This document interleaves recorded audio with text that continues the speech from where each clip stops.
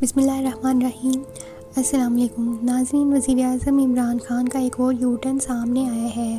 شہریار افریدی کو نارکوٹکس کا قلمدان واپس دے دیا۔ تفصیلات کے مطابق وزیر اعظم عمران خان نے ایک بار پھر یو ٹرن لیتے ہوئے 2 روز بعد ہی شہریار افریدی کو نارکوٹکس کنٹرول کا قلمدان واپس دے دیا ہے۔ شہریار افریدی وزیر مملکت برائے زعفران ہیں، جن سے وزیر اعظم عمران خان نے 8 اپریل کو نارکوٹکس کنٹرول کا اضافی قلمدان واپس لیا تھا۔ تاہم اب وزیر اعظم نے 2 روز بعد ہی شہریار افریدی کو نارکوٹکس کنٹرول کا اضافی قلمدان واپس دے دیا ہے۔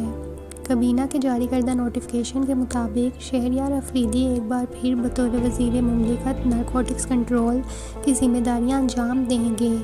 خیال رہے کہ گزشتہ دنوں آٹا اور چینی بحران کی رپورٹ منظر عام پر آنے کے بعد وزیر اعظم ایکشن میں آئے تھے اور جہانگیر ترین سے عہدہ لے لیا تھا، جبکہ خسرو بختیار کی وزارت تبدیل، رزاق داؤد سے 2 عہدے لے لیے اور حماد اظہر کی بھی وزارت تبدیل کر دی تھی۔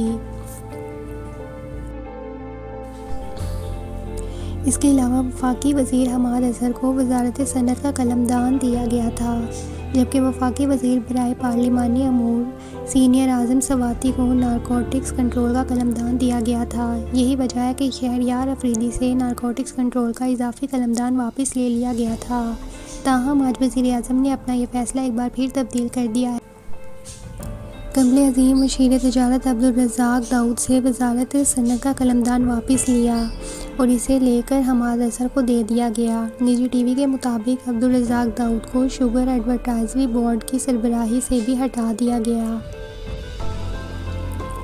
ذرائع کے مطابق عبدالرزاق داؤد کو چینی کی برآمد کی اجازت دینے اور مقامی مارکیٹ میں قیمت میں اضافہ نہ روکنے پر ہٹایا گیا، تاہم انہیں مشیر تجارت اور سرمایہ کاری کے عہدے پر برقرار رکھا گیا۔